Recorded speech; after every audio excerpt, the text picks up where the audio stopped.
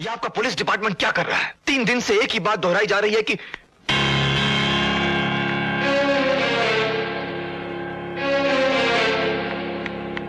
सुमन, कहां गई थी तुम रवि के साथ? मैं पूछता हूं, कहां गई थी तुम रवि के साथ? जवाब दो मेरी बात का। आपकी बात का मेरे पास एक ही जवाब है कि आप मुझसे प्यार नहीं करते, प्यार के नाम पर धोखा देते रहे हैं मुझे। सुमन, ये क्या कह रही हो तुम? मैं ठीक ही कह रही हूँ आपा जान, वरना ये मुझे धोखे से अंकल के पास नहीं भेजते। हाँ, मैंने तुम्हें धोखे से इस शहर से दूर भेजा, वो सिर्फ इसलिए कि तुम अभी नादान हो। दुनिया नहीं देखी तुमने अभी, इसलिए तुम ये नहीं समझ पा रही हो कि रवि के प्यार में कितना स्वार्थ है। स्वार्थ तो उसके प्यार में नहीं, स्वार्थ आप में है डैडी। न जाने आपके दिल में उसके लिए इतनी नफरत क्यों है। काश आपने उसे मेरी नजर से देखा होता, लेकिन आपको अपनी बेटी की खुशियों से ज्यादा अपना स्टेटस प्यारा है। हाँ हाँ, मुझे अपना स्टेटस प्यारा है, अपना रुतबा प्यारा है। मैं जिस लड़के से तुम्हारा मुकद्दर जोड़ूंगा उसे मैं तुम्हारी नहीं अपनी नजरों से देखूंगा और परखूंगा। और फिर आज तुम उस अश्विनी कुमार की वकालत कर रही हो जिसके पार्टी में आने से तुम्हारा दम घुटता था। वो मेरी भूल थी जो उसकी मोहब्बत को न पहचान सकी। ये अचानक तुम इतनी समझदार कैसी हो गई हो? सिर्फ इसलिए कि रवि ने तुम्हें शीशे में उतार लिया है? रवि ने मुझे शीशे में नहीं उतारा, बल्कि मैंने खुद उसकी खूबियां देखकर उसे अपनाने का फैसला कर लिया है।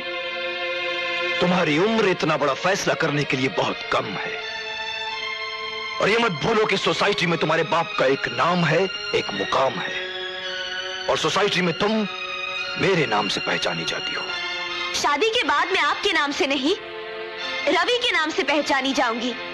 मिसेस रवि सक्सेना।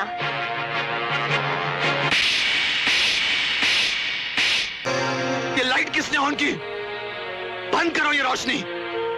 अंधेरे में ज्यादा देर रहना ठीक नहीं है राजेश्वर बाबू।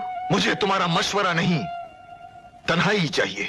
हाँ, दुख तो इसी बात का है कि आपको इस घर में मशवरा देने वाला कोई नहीं है। आज तुम हद से आगे बढ़ रही हो आपा जान। जी हाँ, आज मैं अपने हद से आगे बढ़ रही हूँ, क्योंकि आपकी जिद हद से आगे बढ़ती जा रही है। राजेश्वर बाबू, सुमन बेटी के आंसुओं का पानी सर से गुजर रहा है, और ये सब कुछ मैं बर्दाश्त नहीं कर सकती। अगर बर्दाश्त नहीं कर सकती तो ये घर छोड़कर चली जाओ। आप मुझे इस घर से नहीं निकाल सकते, क्योंकि बचपन में आपके पिताजी मुझे इस घर में लाए थे। आप मेरी आंखों के सामने पलकर जवान हुए, और आज भी आप मेरी आंखों के सामने बुढ़ापे की दहलीज पर खड़े हैं। तो क्या अब भी तुम मुझे ना समझ और ना तुझे बेकार समझती हो? तो चलो यूं ही सही, अब मशवरा दो मुझे कि मैं अपने नाम और मुकाम को छोड़कर अश्विनी कुमार की बात को सिर्फ इसलिए मान जाऊं कि सुमन का असली बाप मैं नहीं, वो है। उसकी रगों में मेरा नहीं, उसका खून बह रहा है। हाँ, इसलिए भी कि वो सुमन का असली बाप है, और उसने अपने सीने पर पत्थर रखकर 8 दिन की बच्ची आपकी गोद में डाल दी थी। राजेश्वर बाबू, अश्विनी ने अपनी बच्ची को उस उम्र में रुखसत किया था जब उसकी रुखसती की उम्र नहीं थी, और आज आप उसे रिश्ता देने से इनकार कर रहे हैं, जबकि किसी न किसी की डोली में आपको उसे बिठाना ही है।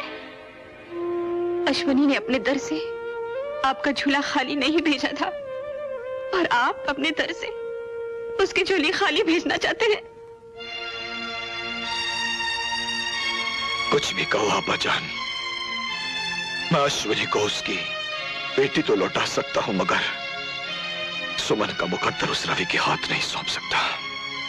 सिर्फ इसलिए कि रवि एक लावारिस है, उसके माँ बाप, उसके खून का कोई पता नहीं है। लेकिन जरा सोचिए, इसमें उस बेचारे का क्या कसूर? अगर वो लड़का लावारिस है तो इसमें उसकी कोई गलती नहीं है, पर अगर मुझे लावारिस लोगों से नफरत है तो इसमें मेरा भी कोई कसूर नहीं है। ये मेरा उसूल है और मैं अपने उसूलों के हाथों मजबूर हूं।